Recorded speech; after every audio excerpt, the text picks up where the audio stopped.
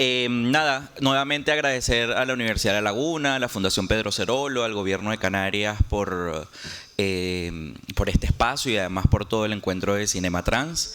Mi nombre es Yendri Velázquez, activista LGBTIQ+, miembro de Amnistía Internacional Venezuela, prestado un ratico aquí en España.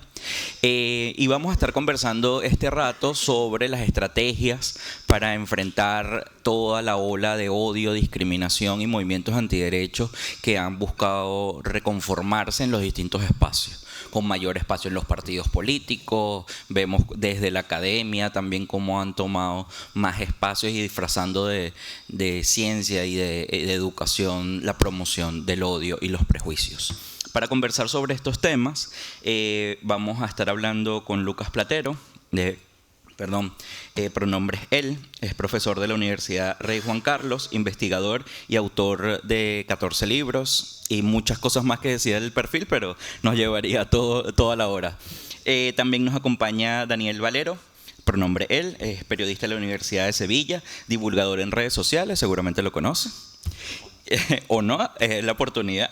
Y Merichel Salazar, de la colectiva Diversas, una colectiva, pronombre ella, una colectiva de Canarias, que además gracias por acompañarnos y abrirnos las puertas de tu territorio. Miren, más allá del diagnóstico, todos lo sabemos, hay grandes movimientos en contra de derechos de las personas LGBTIQ+, utilizando además a las personas trans y no binarias como chivo expiatorio para el desvío de otras de las políticas y de la corrupción a nivel mundial. Esto lo estamos viendo con la avanzada de gobiernos de derecha como el de Donald Trump, Nayib Bukele en América, pero también la reconformación de partidos fascistas de este lado del mundo en Europa. También lamentablemente hemos visto gobiernos que lamentablemente no son de derecha, que son de izquierda, pero que promueven agendas antiderechos, como el gobierno en Venezuela, en Cuba, o hacen una instrumentalización de los derechos, cosa que nos suma un reto más a quienes hacemos activismo en contra de estos movimientos. Para comenzar, sabiendo y viviendo además todas las consecuencias del odio, Lucas, empezamos hoy hablando del tema de la academia, de la instrumentalización que se le da para la difusión del odio. ¿Cuáles son las estrategias que han sido efectivas para ti en tu experiencia para poder romper con ese movimiento del odio desde las universidades, desde la investigación, desde las aulas de clases? Bueno, muchas gracias por la pregunta. Creo que es útil porque además nos pone en el plano de qué hay que hacer. Yo, en mi experiencia, lo que veo es que tenemos que entender la universidad cómo funciona, ¿no? O sea, que yo creo que es muy importante cuando vas a un sitio entender las normas del juego. Es que tenemos que apagar los otros micros o los otros para que no se acoplen, ¿no? Vale. Yo lo que estaba planteando es que más allá de la crítica que podemos hacer, porque la academia y el academicismo no es lo mismo, y yo tengo muchas críticas a la universidad en las que podría estar de acuerdo con casi todo lo que decimos aquí, pero creo que es interesante plantear que la universidad es una cosa y lo que se hace desde la universidad es otra, ¿no? Hablábamos hace un rato de profesores con ideas de extrema derecha que han hecho un acto vandálico de odio hace poco, ¿no? Eso también puede ser una manera de usar la academia, pero yo lo que planteo es la necesidad de tener una academia activista, en el sentido de una academia que sirva para producir transformaciones sociales, ¿no? En ese sentido, yo a mis estudiantes les digo, podemos criticar la academia todo lo que tú quieras y yo me uno y me divierte mucho, pero es muy importante entender las normas del juego, ¿no? Y las normas del juego son, hay que conseguir una serie de méritos a lo largo de un tiempo, pues por ejemplo terminar un trabajo de fin de máster, hacer los cursos de doctorado, empezar una tesis. Eso son parte de las normas del juego. Si tú no quieres hacer una tesis, no estés en la academia. Igual si tú quieres hacer un libro, pues hacer un libro. Si tú quieres hacer una expo, haz una expo. Si quieres hacer una performance, es decir, que igual la academia no es un lugar para todas las cosas que queremos hacer, ni es deseable que todo tenga que suceder aquí, ¿no? Porque si no estamos vaciando también la sociedad de cosas que deberíamos estar haciendo en otro sitio. Dicho esto, yo sí que creo que hay mucha gente que estamos en la universidad que no se nos esperaba, que no somos las personas que la universidad quería que llegasen hasta aquí. Pero bueno, aquí estamos las clases obreras, la gente trans, la gente disidente, ¿no? La gente con discapacidad, es decir, pues un popurrí de gente un poco no esperado. Dicho esto, creo que las normas del juego también son hacer ciencia, ¿no? Y nos piden artículos en revistas de investigación de impacto. Entonces, si vamos a jugar a este juego, hay que jugar bien, ¿no? Es decir, que pues vamos a publicar en las revistas buenas, en inglés, vamos a ir a los congresos, vamos a hacer las cosas, pero bien, ¿no? Para que la gente luego no caigamos fácilmente en las acusaciones que podemos hacer a estos dos señores de los que hemos hablado antes, de mala ciencia, de no utilizar datos, de no utilizar datos actuales, de no utilizar metodología contrastada. O sea, nos tenemos que saber estas cosas, ¿no? Utilizar pues cosas con rigor, ¿no? Y estudiar nuestros temas, porque si no estudiamos nuestros temas, les dejamos a otras personas estudiar nuestros temas, ¿no? Y encontramos que hay un montón de gente cis, hetero, que no tiene ni idea de esto, que hace turismo académico por estos temas y que le da igual que el artículo suyo sea bueno o malo o regular, o tenga un impacto regular o bueno, ¿no?, en la sociedad, porque no busca que su trabajo académico tenga una repercusión, ¿no? Hacer una tesis sobre las personas trans sin las personas trans y que te dé igual que las conclusiones ayuden o no a que la gente trans esté mejor, con mejores condiciones de vida. Esa tesis no sirve. Para mí no sirve, no es transformadora, no es emancipadora, no ayuda a construir un conocimiento que sirva para que la gente tenga mejor calidad de vida. No sé si me estoy explicando bien, ¿no? O sea, que por una parte está el trabajo académico. Luego está la divulgación, que es decir, una cosa es el trabajo académico que está dirigido a una discusión académica, y yo también he compartido la situación de ir con mi madre a un evento. Mi primer libro fue sobre las mujeres sordas. Mi madre es una mujer sorda que habla lengua de signos y vino a la presentación del libro y ella, ¿no?, dijo, ¿qué coñazo? ¿Cuándo nos vamos? En lengua de signos, ¿vale? Y era sobre su tema, que yo pensé que le iba a apetecer, había un pisco labis, yo qué sé, que igual a ella esto le podía divertir, y le pareció un rollo patatero, pero es que igual el trabajo académico no le habla a nuestras madres, por lo menos ese tipo de trabajo académico, ¿vale? Por eso hablo de la divulgación, que es un poco el premio que recibí ayer muy generosamente en el ciclo de cine trans, ¿no? Es decir, que hay una segunda parte en la que tú tienes unos datos académicos que deberíamos querer trasladar a la sociedad con otro lenguaje, ¿no? Yo últimamente estoy trabajando mucho con adolescentes y estoy empezando a trabajar más con peques por debajo de 12, ¿no?, de 9, 10, 11, 12, y estamos planteando lenguajes en los cuales podemos compartir lo que estamos haciendo. A veces es una cita, a veces es un dibujo. El año pasado publicamos un libro escrito con niños, y los niños, no os penséis que porque son peques son idiotas. Son peques, ¿vale? En ese libro, por ejemplo, hay un chaval de 8 años, argentino, que define el concepto de adultocentrismo.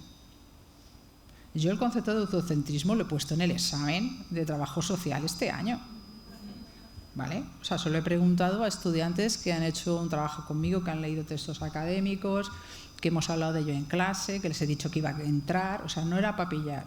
Esto lo voy a poner en el examen, voy a preguntar qué es el adultocentrismo, lo pones en el examen. No contestaba mejor que este chaval de 8 años. Es decir, que este chaval de 8 años tenía una reflexión genuina, hecha en primera persona, que decía, es el poder de las personas adultas sobre las vidas pequeñas, ¿no? Mi hija lo dice súper bien, dice, papá, cuando tú tienes frío, yo me tengo que poner la chaqueta. Eso es adultocentrismo, ¿vale? Y que sepamos lo que es el adultocentrismo no quiere decir que sea tan fácil quitártelo de encima.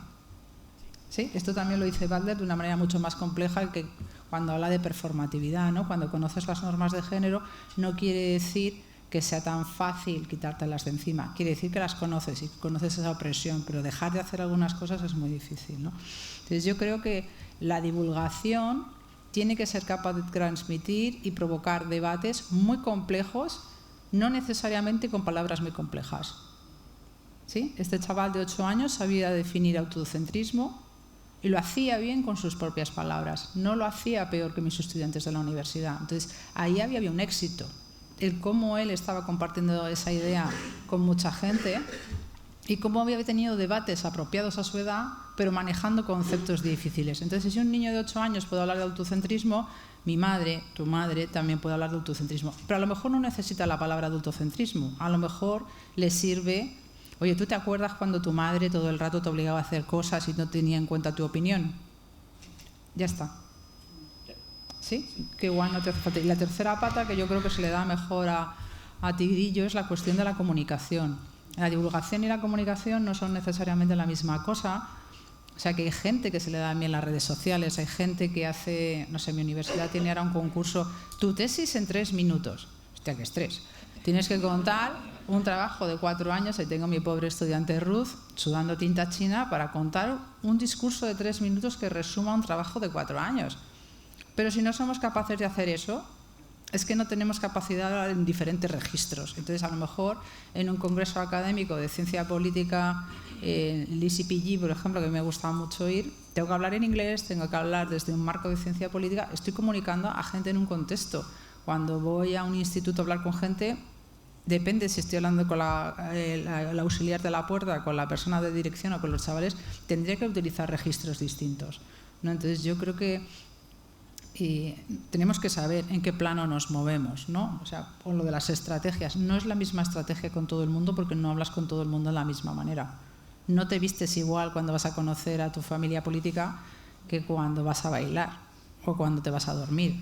Te vistes diferente, hablamos diferente. Pues esto es un poco, ¿no? Tener diferentes registros. ¿Sí puedes apagar el micrófono? Ok. Sí, gracias.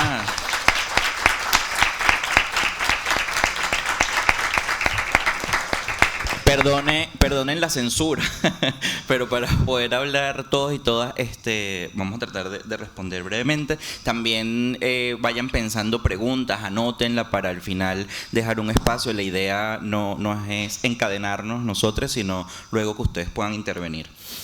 Una cosa fundamental que dijo Lucas, el profe Lucas, es hablar de divulgación y de transformar y adaptarlos a los públicos. Te preguntaría a ti, Daniel, ¿qué estrategias recomiendas a la gente que no tiene un montón de seguidores como tú, pero que tienen sus espacios inmediatos, sus seguidores, su familia? ¿Cómo transformamos todo los contenidos del activismo, que a veces, incluso pasó ahorita que alguien dice NB y no entendía que era no binaria, una persona no binaria? ¿Cómo traducimos todo esto que a veces es muy complejo y nos encanta a los activistas hablar de el sistema patriarcal y la heteronormatividad y tal, y hay veces que la gente pasa de eso? ¿Cómo transformamos eso en lenguaje más sencillo y qué recomendaciones le das a las personas que no son influencers pero que tienen un espacio inmediato de impacto? Ay, qué estrés. Pues, en primer lugar, si necesitan más tiempo mío para dárselo a Lucas, yo estoy aquí ensimismado escuchando. Así que estoy tan contento de estar aquí. A ver, es una pregunta bastante complicada. Voy a empezar por el final. En cuanto a las recomendaciones que dar a las personas, yo sé que me salgo un poco de la pregunta en sí, pero es que en realidad no necesitamos ser influencers ni necesitamos tener muchísimos seguidores en redes sociales para poder lograr un cambio en la forma en la cual la gente entiende la realidad y entiende un poco mejor las realidades que tiene a su alrededor. Yo creo que evidentemente es muy importante todo el tema de la visibilidad, de lanzar estos mensajes en grandes escenarios, que ahora pasaremos a comentar esas plataformas y estos lugares. Pero realmente el trabajo de base y de campo está, por ejemplo, en algo tan, bueno, iba a decir sencillo, no es sencillísimo, me dais la razón aquí mucha gente, en el asociacionismo, en las pequeñas redes de barrio, en las redes vecinales, todo eso crea la película resistente para que, por ejemplo, luego los discursos de odio que afloran en las redes sociales no calen tan fácilmente en la población. Yo siempre digo que ahora mismo tenemos una situación tremendamente complicada con respecto a los ataques al colectivo, porque quienes están lanzando esos ataques, aunque no sean tan numerosos, tienen a todo el poder de su parte para poder amplificarlo y poder hacerlo llegar a todo el resto de la población. Si tienen en sus manos los grandes medios de comunicación, tienen en sus manos las plataformas de redes sociales donde literalmente tenemos que estar, por desgracia, absolutamente todo el mundo, hasta el punto en el cual nuestras propias instituciones políticas hacen su comunicación en el patio de colegio personal de un señor multimillonario de ultraderecha que pone las normas, que pone ahí qué se va a visibilizar y qué no. Yo, por ejemplo, hago contenido LGTBIQ+, y llevo 2 años restringido en Instagram, porque de repente cambiaron los algoritmos y el contenido LGTBIQ+ no se podía visibilizar. Intenta tú decir la palabra Palestina en literalmente cualquier red social, ese contenido desaparece automáticamente. En YouTube borran canales enteros. En redes sociales, bueno, en Twitter, que es la puerta al infierno, es un tema ya que yo ahí directamente he dejado de habitar. Dar la batalla cultural suena muy romántico en la teoría, pero a mí dar la batalla cultural en Twitter ya me parece igual que darla en la Fundación Francisco Franco. O sea, no tenemos que pisarlo, tenemos que dejar que eso arda por su propia cuenta. Entonces, que todo este tema, que es un debate tan complicado, y hemos empezado, en mi opinión, por el final, que es el debate de regulamos las redes sociales, cómo las regulamos, si en este capitalismo salvaje poco tenemos que hacer contra el gran liberalismo que les permite hacer lo que les dé la gana. Entonces, precisamente ese trabajo de campo en el barrio, en la asociación, esta forma de que nuestras alianzas se amplíen, no podemos quedarnos solo en llegar a la gente que ya piensa como nosotras, que es una cosa de la que pecamos muchísimo en el activismo, que estamos hablando entre nosotras, dándonos la razón, diciendo sí, qué listas somos todas, pero no estamos llegando al resto de la población. Y tenemos muchísimas oportunidades. Lo que nos une es muchísimo más que lo que nos separa. Yo me siento mucho más cerca de la señora cis heterosexual de 80 años a la cual van a desahuciar de su casa de toda la vida, que del hombre cis gay enchaquetado que es dueño de Idealista. Por mucho que ese hombre también sienta atracción hacia esos hombres, y por mucho que la señora de 80 años no sepa el término para hablar de una persona trans o una persona de género no binario. Sin embargo, cuando nos plantamos en la plaza que hay delante de la casa de esa señora, las feministas, las de la asociación antirracista, las del sindicato por la vivienda, las del colectivo LGTBIQ+, todo el vecindario te ve tal y como eres y tiene una idea muchísimo más clara. El asambleísmo, los movimientos allí del barrio, todo eso hace que la población tenga esa película de resistente para que luego en redes sociales no puedan llegar discursos que le cambien la idea, porque ya tienen su idea hecha gracias a la realidad, gracias a la vida real, gracias a que hemos estado ahí. Yo creo que ahí es donde está el primer paso. Y es bonito porque además es un primer paso que podemos dar absolutamente todo el mundo. O sea, porque todas tenemos vecinas, todos tenemos barrio, todas tenemos la oportunidad de ser nosotras mismas, enfrentándonos a veces a más violencia o menos, pero al menos tenemos ese poder cuando estamos bien acompañadas, que eso también es importante, porque tener visibilidad y no tener una red detrás, o no tener protección, o no tener unas leyes que te protejan, pues no es un privilegio, es una diana que te ponen en la frente. Bueno, yo pienso que ahí es donde está el inicio. Luego, en la manera de llegar a más gente, ya es un debate bastante más complicado por eso, por el tema de las plataformas y demás, que es más complicado tenerlo ahí como lucha. Yo diría que un primer paso es pedir a nuestros representantes políticos que no hagan su comunicación institucional en el patio de colegio de un señor multimillonario, y que intentemos fomentar más la discusión en lugares públicos y en lugares donde podamos entrar todas con igualdad de condiciones, en cuanto a que el mensaje se nos va a escuchar igual. Un poco utópico, probablemente.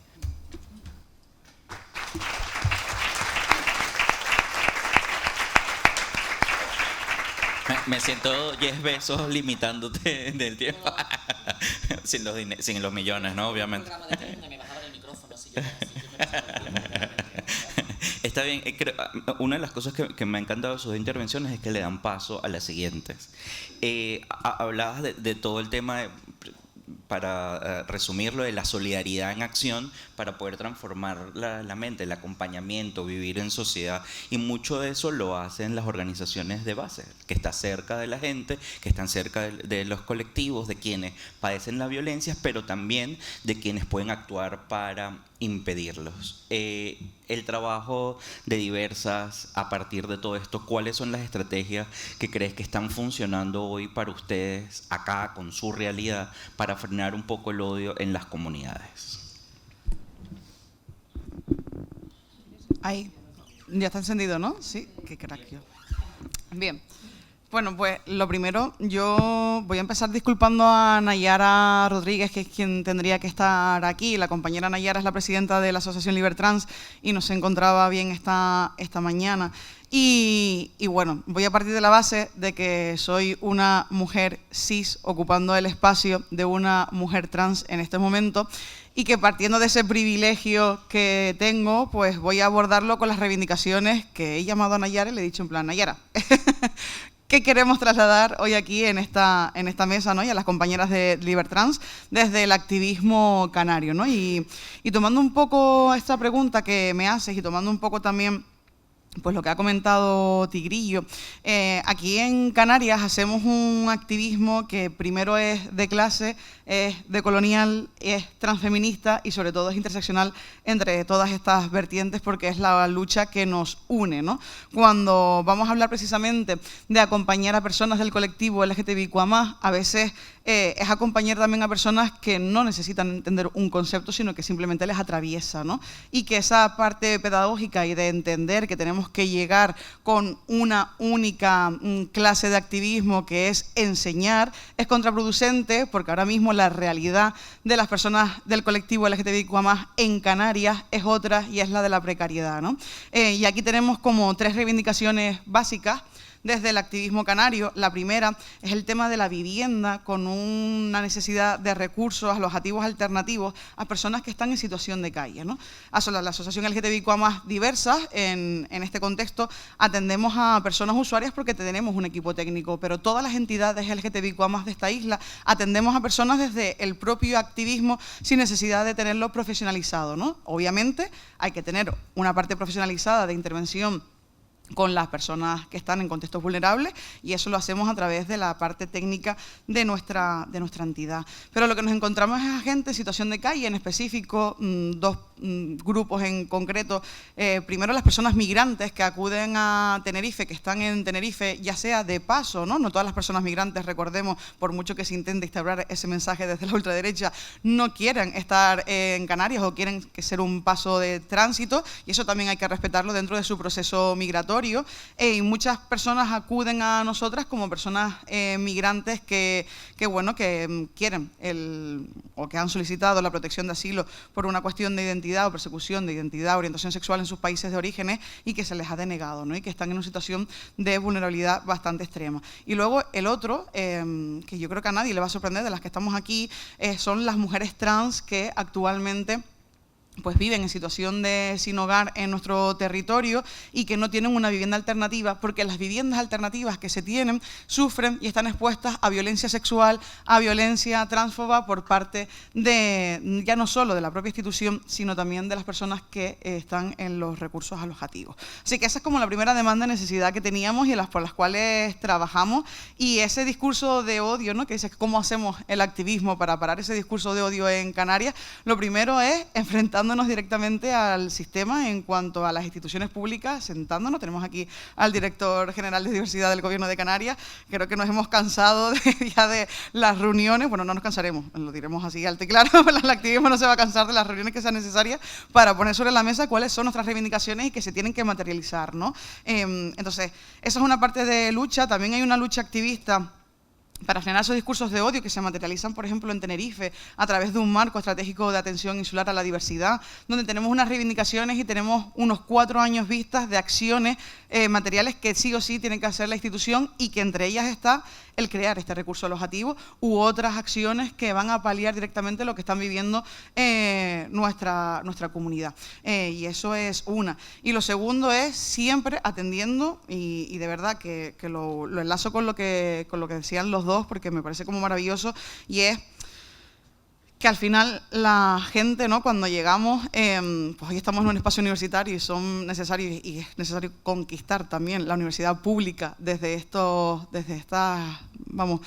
conciencia, desde estas actividades, pero también que la gente no tiene por qué ser activista ni tiene por qué tener un discurso para poder entender que su realidad es la de no sufrir discriminación y la de simplemente tener unas necesidades básicas cubiertas, y ahí entra pues ese modelo, ¿no? de transfeminismo, de clase, de colonial que ponemos en la mesa en el activismo canario. Es muy complicado combatir los discursos que no sean básicamente poniendo el cuerpo el activismo eso lo tiene como muy claro, ¿no? Cuando hablamos de la lucha de diversas, no hablamos de la lucha de diversas, hablamos de la lucha de diversas, de la Fundación Pedro Serolo, de Canary Pride, ya estoy escuchando, y hablamos del resto de entidades, hablamos de Libertrans, hablamos de la asociación IRIS, hablamos de la asociación Realidades, hablamos de la asociación LGTBIQ+, Tacoronte, hablamos de todas las entidades, ¿no? Apertura, Transboy, Transgirl, Transwoman, todo el mundo aquí metidas, que al final vivimos en esta isla y convivimos con un punto común, que es poner el cuerpo para que ninguna persona LGTBIQ+ sufra ningún tipo de violencia y discriminación dentro de nuestro territorio.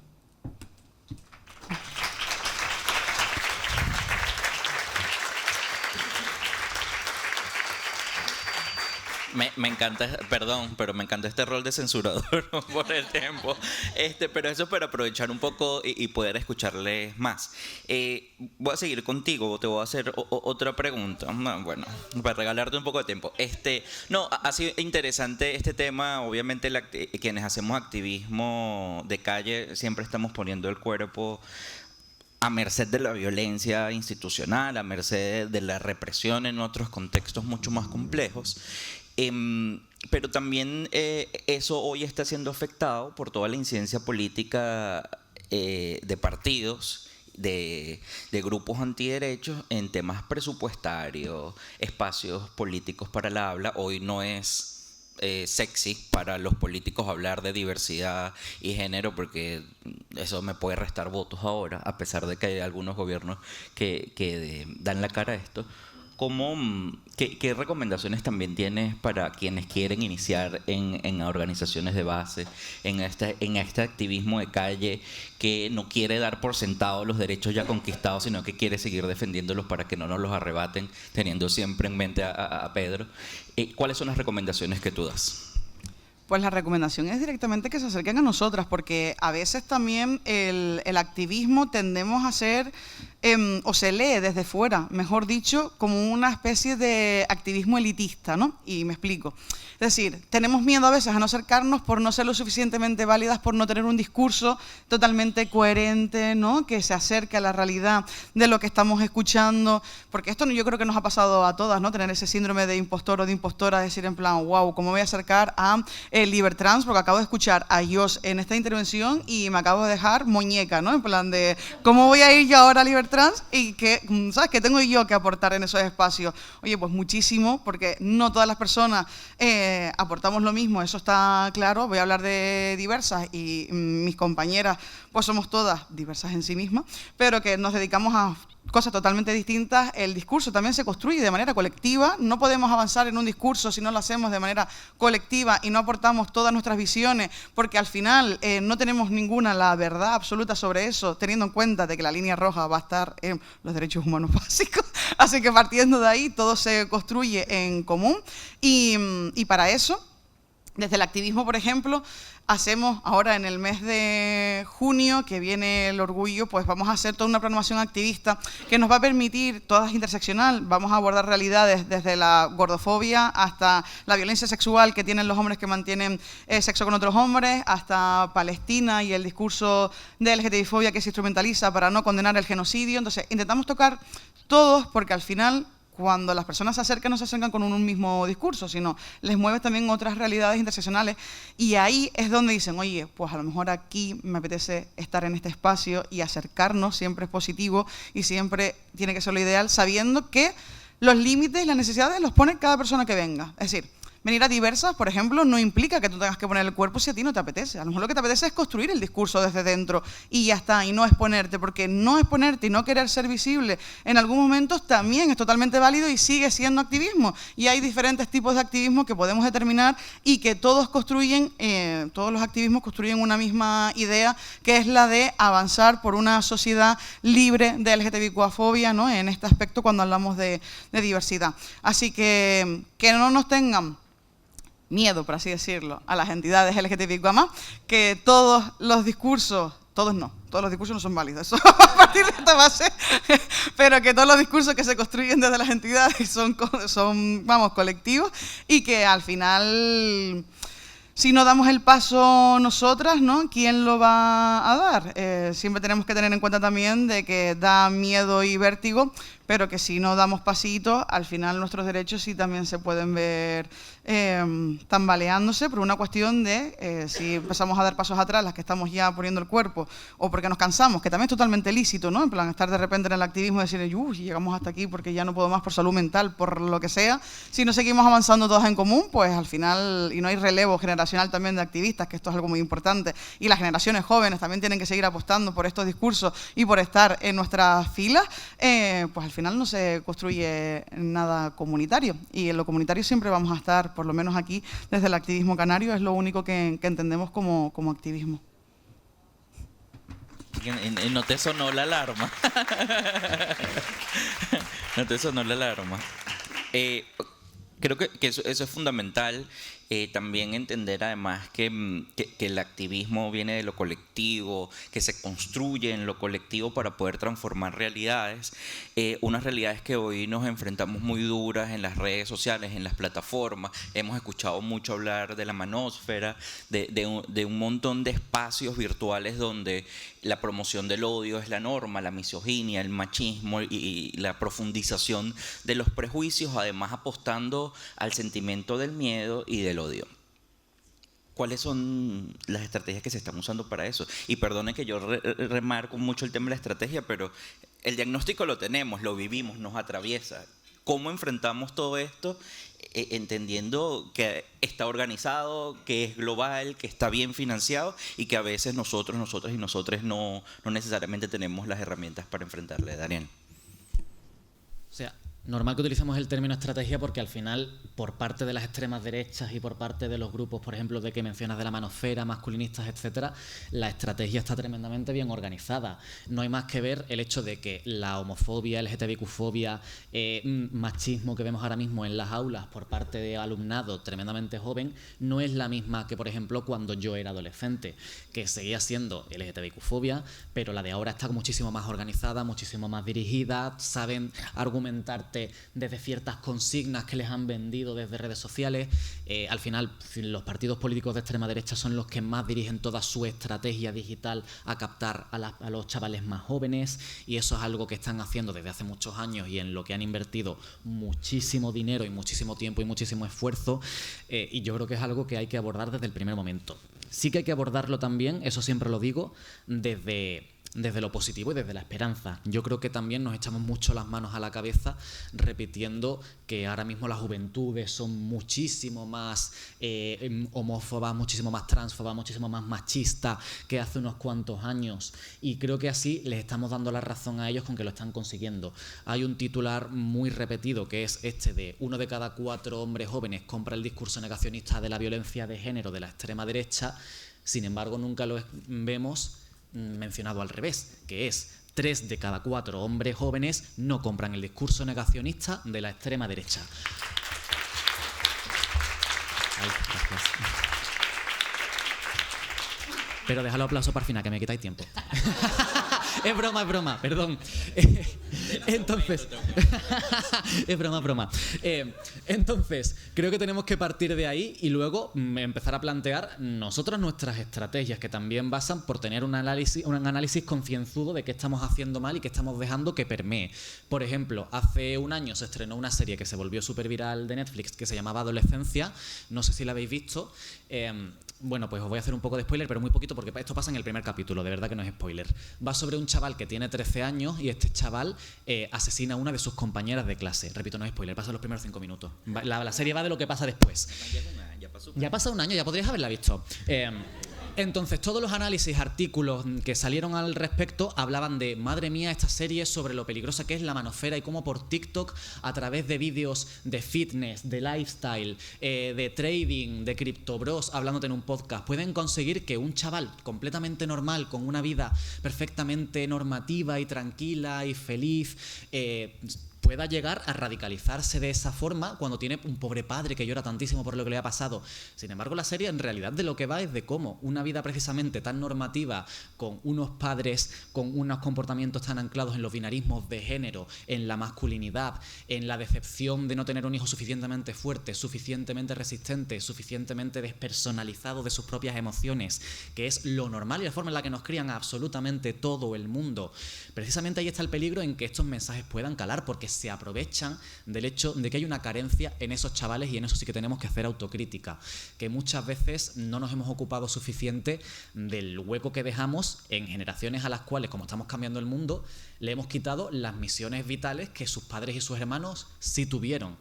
Tienes que ser la persona que trae el dinero a casa, que trae el pan, que es fuerte, que nunca llora. Estamos de acuerdo en que no tienen que ser todo eso. Vale, ¿qué tienen que ser? Vamos a ayudarles a descubrirlo, vamos a acompañarles en el camino, vamos a centrarnos en las infancias y en las adolescencias, vamos a hacer ese acompañamiento. Esa tarea es una tarea de base que va a llevar años, que va a ser muy, muy, muy dura conseguirlo. ¿Qué hacemos con los discursos mientras tanto que llegan a esa gente? Es tremendamente complicado. Censurar discursos en redes sociales es algo tremendamente polémico y que se nos puede volver en contra dependiendo de quién esté en un gobierno, por ejemplo. Lo que sí podemos intentar es que esto deje de ser al menos rentable. O sea, vivimos en el capitalismo, yo lo estoy intentando desmantelar y no me está saliendo por lo que sea. Entonces, pasa lo mismo que, por ejemplo, que con todos estos creadores de contenido que, al margen de lanzar estos mensajes machistas, homófobos, etcétera, también se aprovechan, por ejemplo, de lanzar bulos de todo tipo, desinformaciones, de aprovecharse de las desgracias.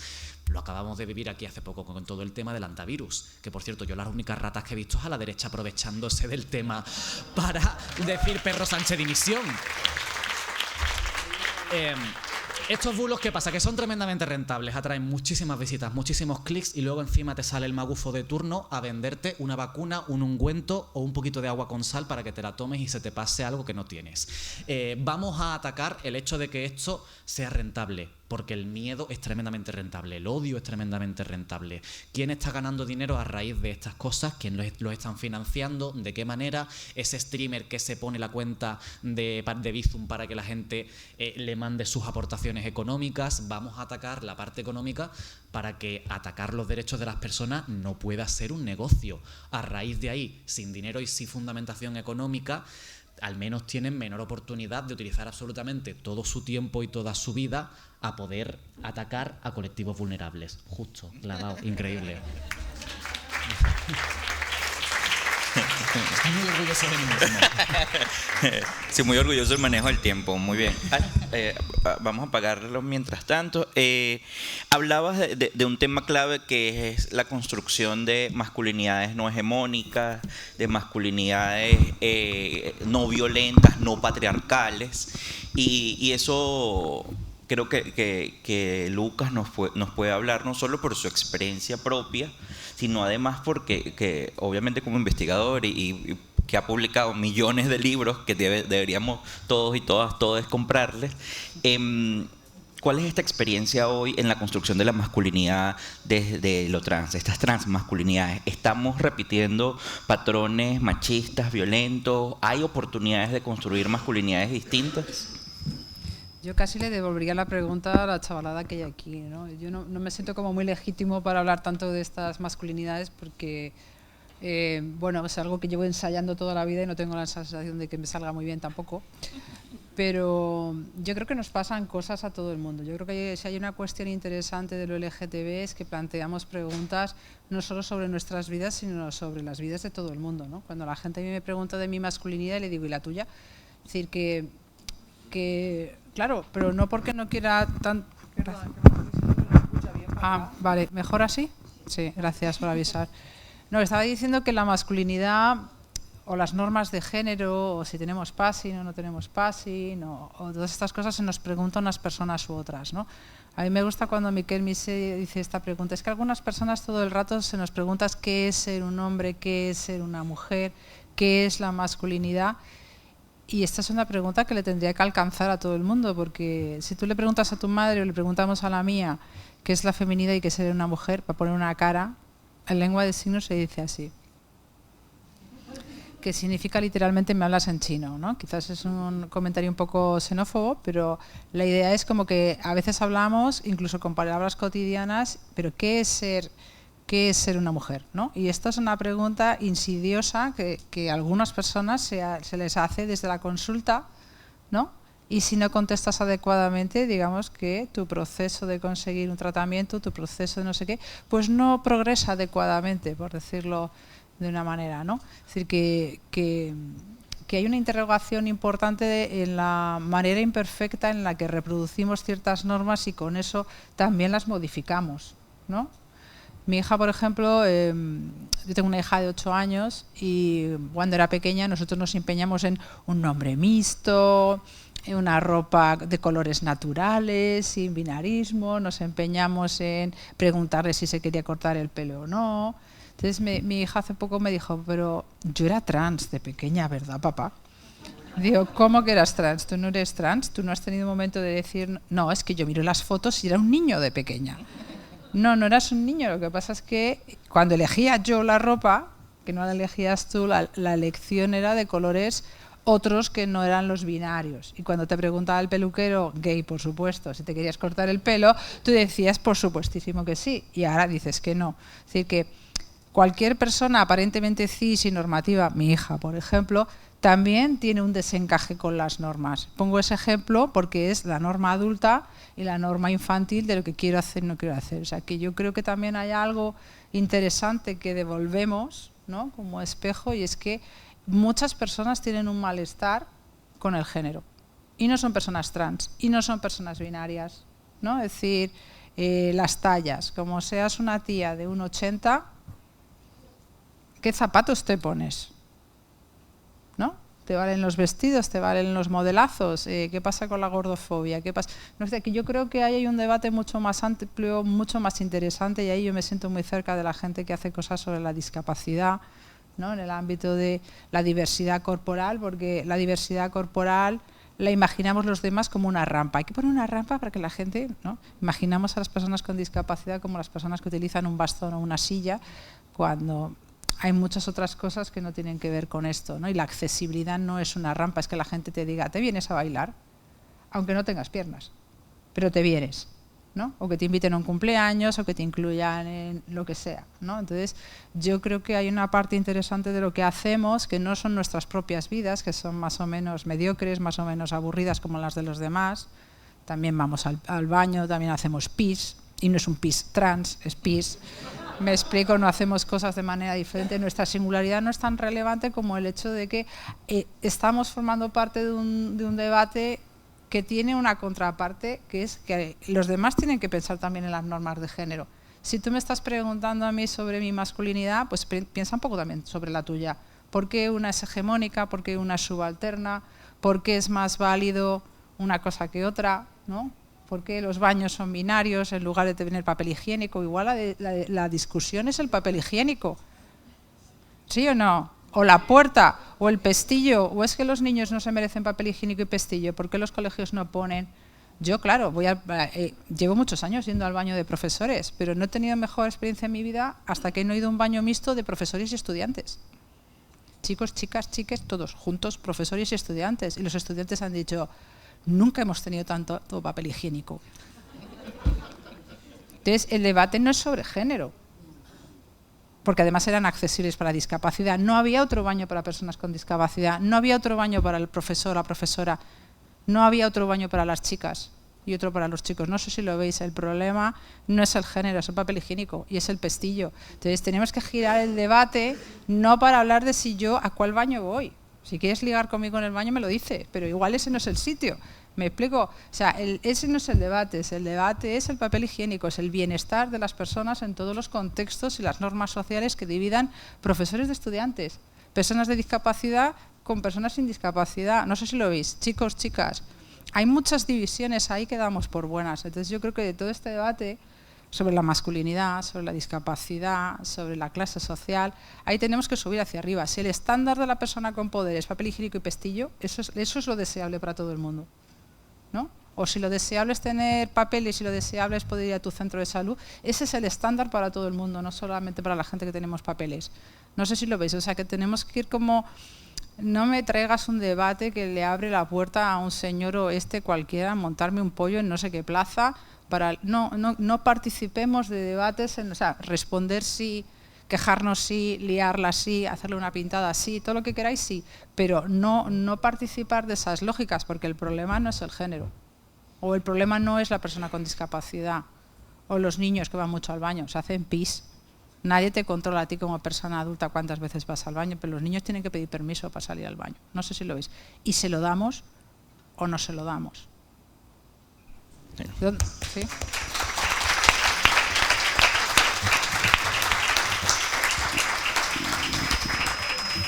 Muy fan de poner en el centro de la discusión la dignidad de la gente, de las personas.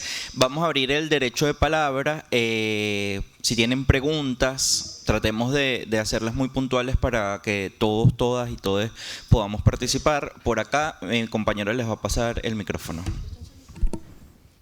A ver, en cuanto a la discusión del baño, también a mí me pasó cuando recién salí del armario como chico trans. Yo estaba en un colegio católico, era la primera persona en todo el colegio, en toda la historia del colegio, en haber salido del armario como trans y no sabían qué hacer conmigo. Porque no me podía meter al baño de chicas, porque yo no era una chica, pero tenía miedo de meterme a mí al baño de chicos, porque ¿y si pasa algo? Así que lo que hicieron es meterme al baño de profesores. Y los chicos todos me decían, wow, qué suerte que tienes de ir al baño de profesores. Y sí, tenía papel higiénico, no había papel en el techo, pero yo, la mayoría de las experiencias que he tenido en el colegio, de experiencias comunitarias, han sido en el baño del colegio. Y de repente me perdí esa parte comunitaria del colegio, de quedar con tus amigos que está en otra clase en el baño a X hora, solo para respirar un poco porque, Dios mío, matemáticas me está matando. De repente la gente veía cómo entraba al baño de profesores y me miraban raro. Entonces, aunque tuviese ese derecho, yo no era igual de esa forma, seguía estando, me sentía aún de cualquier forma apartado del resto, incluso si realmente tuviese un derecho superior, era porque no sabían qué hacer conmigo.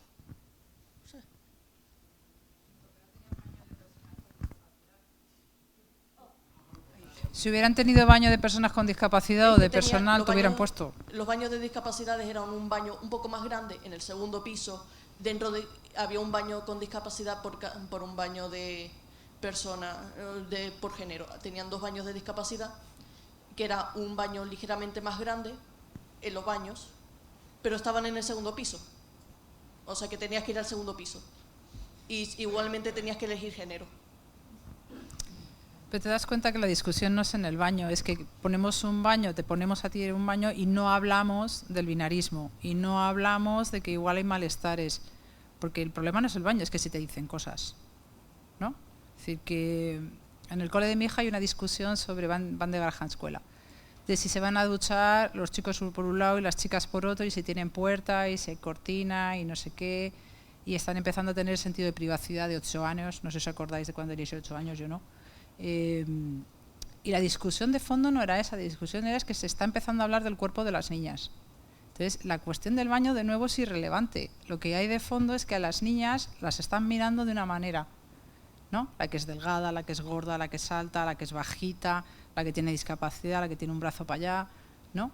Que me parece que el baño como que encierra muchos de los pánicos, ¿no? De las cosas que nos dan miedo en la sociedad, porque es un lugar sucio, cerrado, donde pasan cosas, pero es que hay muchas cosas que tienen que pasar ahí, no solamente las fisiológicas, sino una conversación privada, un liarla con toda gente de tu edad, porque hay que liarla un poco, si no, ¿cuándo lo vamos a hacer? Si no lo haces en la adolescencia, ¿no? Contarte cosas, ¿no? Cansarte de las clases de matemáticas, lo que sea.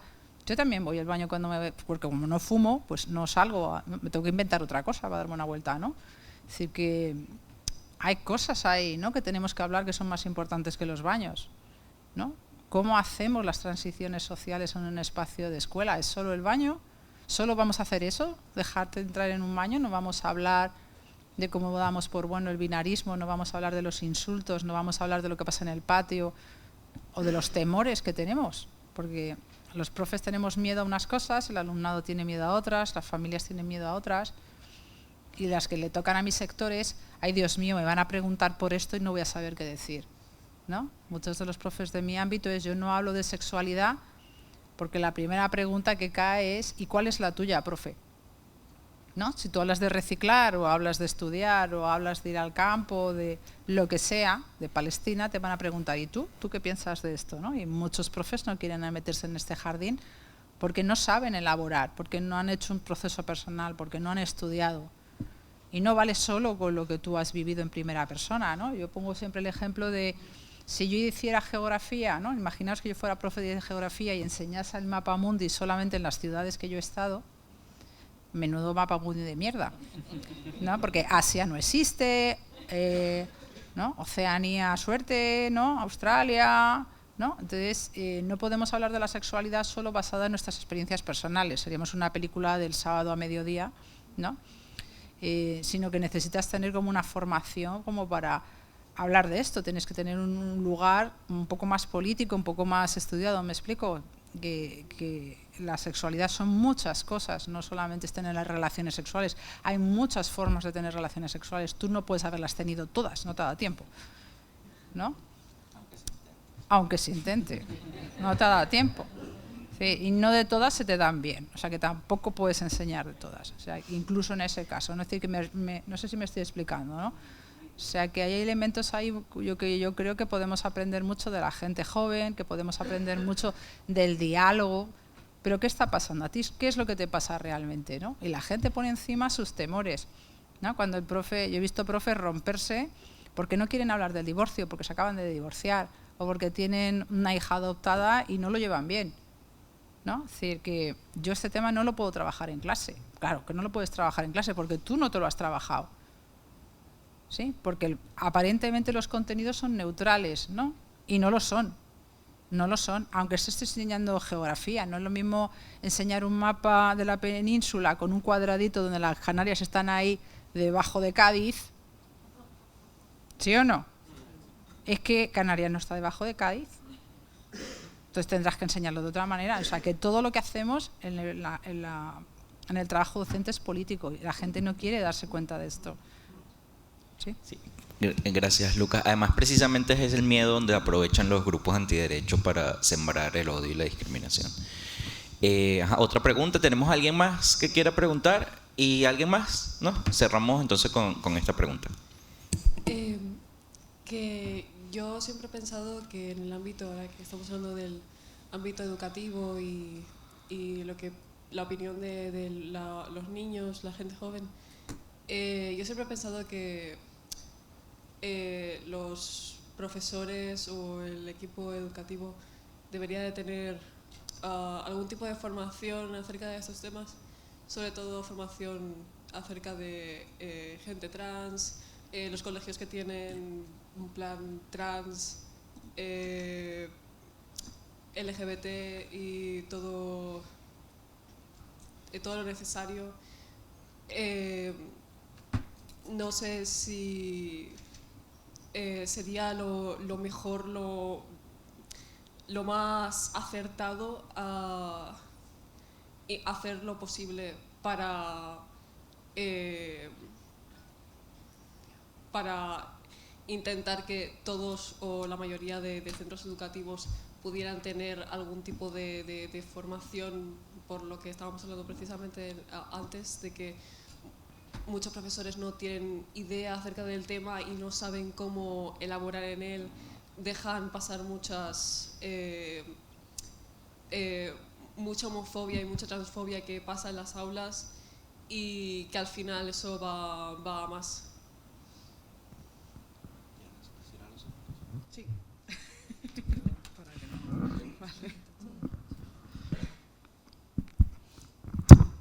Vale, pues voy a aprovechar un poco esta pregunta que también la voy a tomar como una reflexión casi, ¿no?, sobre la LGTBIQ-fobia que está en las aulas y que al final se cuela entre los entresijos, para hablar de que ya en nuestra ley canaria, ¿no?, en la ley trans intersex de Canarias, se aborda el tema de la formación tanto al profesorado como se aborda esos planes que tú comentas que deberían de abordar, que es el protocolo trans educativo, ¿no?, de acompañamiento a las identidades trans en el ámbito educativo, y que está ahora mismo totalmente desactualizado desde el 2021, y que eso es una de las reclamaciones, y lo hablábamos en el inicio, ¿no?, del activismo, ¿no? El problema principal que nos encontramos en esto es que si no hay un protocolo, y aprovecho que ha entrado el director general de Diversidad del Gobierno de Canarias para recordarle la actualización del protocolo trans educativo y sanitario, que nos consta que ya está empezando a moverse, pero que necesitamos más agilidad en este contexto, por alusiones y por réplicas. Lo necesario es poder visualizar que esto existe, que es una herramienta que debería estar al alcance de todos los centros educativos y que no puede estar, porque ahora mismo el protocolo trans educativo está a merced de que el centro quiera aplicarlo o que el protocolo en sí sea evaluado por el propio centro y que no exista ningún tipo de fiabilidad de que se esté aplicando correctamente. Obviamente, si yo soy un centro y tengo que decir que estoy aplicando un protocolo, no voy a poner que lo estoy aplicando mal para que el Gobierno de Canarias me diga, pues mira, perdona, tienes que hacer algo con esto, ¿no? Se da por hecho de que cada uno, cada una y cada une pues lo va a gestionar de la mejor manera sin ningún tipo de documentación fiable que a ti te determine qué es lo que tienes que aplicar a la hora de abordar las realidades trans en los centros educativos. Por lo que hay un centro educativo, a lo mejor en el norte, muy bueno, que lo está aplicando muy bien, y luego nos encontramos en la misma zona otro centro educativo que lo está aplicando como el culo, obviando la realidad de las, perdón por las palabras, obviando la realidad de las personas, ¿no? Sobre todo teniendo en cuenta de que, como bien apuntaba Lucas, en esto, los niños, niñas tienen voz propia también a la hora incluso de abordar la parte de los protocolos. Es decir, no puede ser una parte de que como centro educativo vengamos a imponer cuáles son las necesidades de los niños, niñas y niñas cuando activan el propio protocolo, y eso es lo que se da ahora en nuestras aulas, por no hablar de que lo que se da es algo totalmente antiguo a la legislación, ¿no? Es decir, no está actualizada a la ley que tenemos de 2021. Eso por un lado. Y lo segundo es que la formación está, y la formación también está incluida en el propio protocolo, y lo que se ha entendido desde el Gobierno de Canarias que es una formación es poner en la web del Gobierno de Canarias recursos para tú leer y para tú poder ser contigo misma la lectura.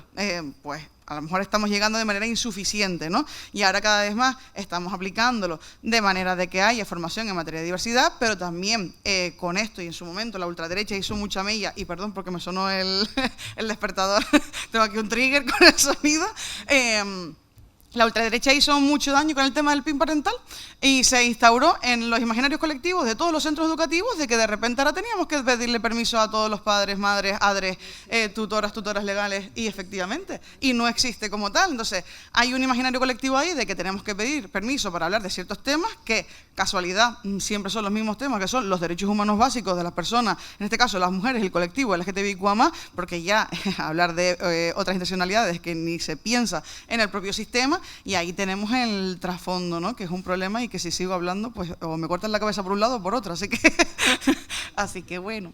Pero podemos luego profundizar un poco más en esto, me encantaría. Muchísimas gracias. Mira, un anuncio parroquial antes de terminar. Por favor, quienes no hayan firmado los consentimientos de imagen, aquí por favor para que lo firmen. Y nada, cerrar uno agradeciéndole a ustedes, a Maribel, a Lucas, a Daniel, por su... quieres réplica, pero no tenemos tiempo. Te doy 2 minutos, porque no tenemos tiempo. Bueno, agradecer la alusión. El protocolo educativo depende de la Consejería de Educación. Sé que ya se han reunido con ella para actualizarlo y hay un compromiso de la Dirección General de Innovación Educativa para renovarlo. También nos llaman a nosotros. Quiero decir, no depende de la Dirección General de Diversidad, pero estamos con ellos y siempre les plasmamos que sean primero que llamen las entidades, que sé que se han reunido para empezar a... ¿No? Sí, hemos tenido una reunión. Sí, y bueno, y hay un plan hace un año, es que no sé cuánto fue. Una. Le insistiré al director de innovación que vuelva a reunirse otra vez. Y hay un plan de igualdad y de diversidad aprobado por el Gobierno de Canarias en el 2022, creo que es, hasta el 2028, donde están todas las medidas recogidas. Desde la Dirección General desde la Consejería de Bienestar Social hay un plan de formación para el profesorado. Es que no sé quién hizo la pregunta, por eso estoy mirando. Ah, perfecto. Me estaba mirando para el fondo, digo.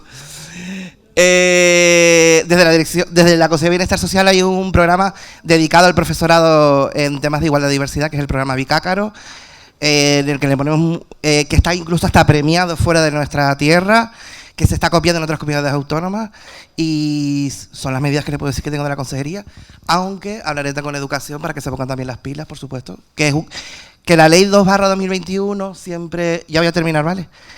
No es una competencia de la Dirección General de Diversidad, es una ley y es un mandato de gobierno, y cuando se aprueba una ley, todo el mundo tiene que aprobarla, igual que si aprobamos la ley de sanidad, todos tenemos que hacer nuestras cosas, cuando aprobamos la ley de educación, aunque estamos en servicios sociales, también tenemos unas competencias, y aunque le demos el tic para recordarlo, siempre estamos detrás de ellos para que la cumplan. ¿Ok? Muchas gracias. No, tranquila. Más bien, muchas gracias por acompañarnos activamente, no solo venir a la apertura, sino acompañarnos en la conversación. Creo que eso es importantísimo, que aprovechemos los espacios de intercambio con las instituciones y con sus representantes, porque si no, no se logran los cambios necesarios. Para cerrar, agradecerle a estas tres personas, a todo su trabajo de divulgación, de investigación, de acompañamiento, del ejercicio pleno de la solidaridad con las comunidades en los distintos espacios, pero también hacer un llamado a involucrarnos, no dar por sentado que las leyes ya están aprobadas, no dar por sentado las políticas que ya están, no dar por sentado ni siquiera la gente que ocupa esos espacios, sino acompañar los procesos, defender las leyes, defender nuestros derechos para que no nos los puedan robar. Muchísimas gracias.